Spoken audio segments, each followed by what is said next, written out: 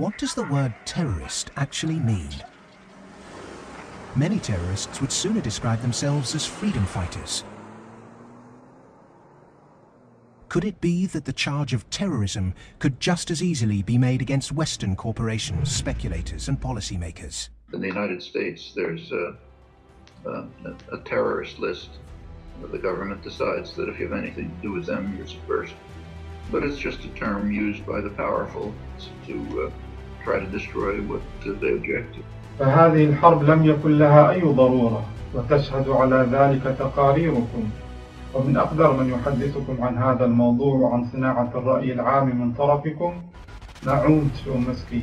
October 2001, the United States and Britain began to bomb Afghanistan, but the explicit motive, the declared motive of the war, was to compel the Taliban to turn over to the United States people who they accused of having been involved in the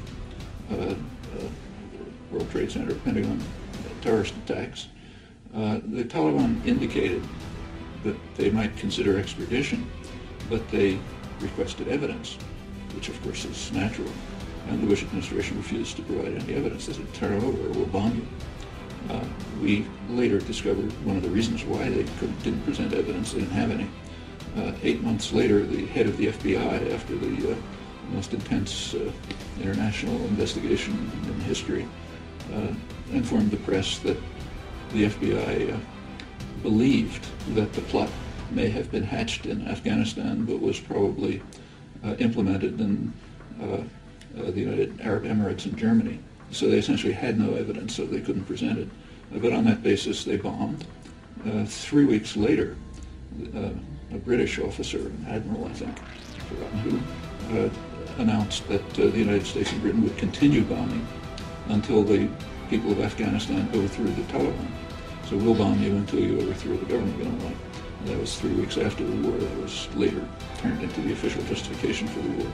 All this is totally illegal. I mean, what's more, it was criminal. When we talk about terrorism, it means what they do to us, not what we do to them.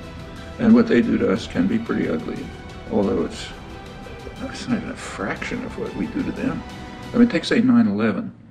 That was a pretty serious act of terrorism, maybe the worst single act of terrorism in history.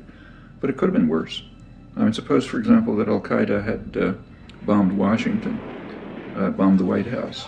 It killed the president, installed a harsh military dictatorship, brought in a bunch of economists who drove the economy into its worst disaster in history. Well, that would have been worse than 9/11. And I'm not making it up, it happened. What's called the first 9/11 in South America, namely in Chile.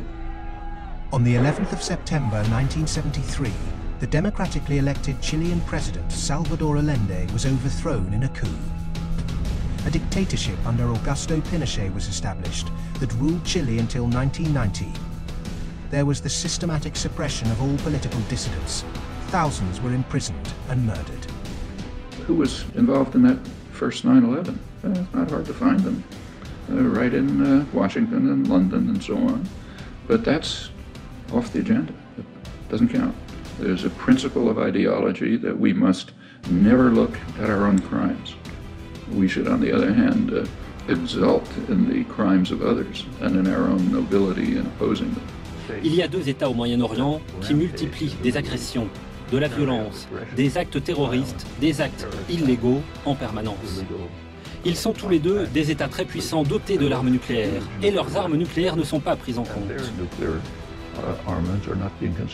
À qui faites-vous allusion? Les États-Unis et Israël, les deux États nucléaires majeurs du monde. Je veux dire, il y a une raison pour laquelle, dans les sondages internationaux, gérés par des instituts de sondage américains, les États-Unis sont toujours considérés comme la plus grande menace à la paix mondiale, avec une majorité écrasante. Aucun autre pays n'en est si proche. Il est assez intéressant que les médias américains refusent de publier cela. Cela m'amène à la question du terrorisme, un fléau mondial, et certaines personnes, je pense y compris vous-même, diront qu'il y a un retour de bâton de la politique américaine internationale. À quel niveau les États-Unis et ses alliés sont-ils responsables des attaques terroristes dans le monde entier? Remember, the worst La pire campagne terroriste dans le monde est de loin celle qui est orchestrée à Washington même. C'est une campagne mondiale d'assassinat. Il n'y a jamais eu de campagne terroriste de cette échelle. Quand vous parlez de campagne globale d'assassinat, La campagne de drones, c'est exactement cela. Sur de grandes parties du monde, les États-Unis, publiquement, ouvertement, il n'y a rien de secret dans ce que je dis. Nous le savons tous. Les États-Unis réalisent une campagne d'assassinat de personnes suspectées de nuire un jour au gouvernement américain.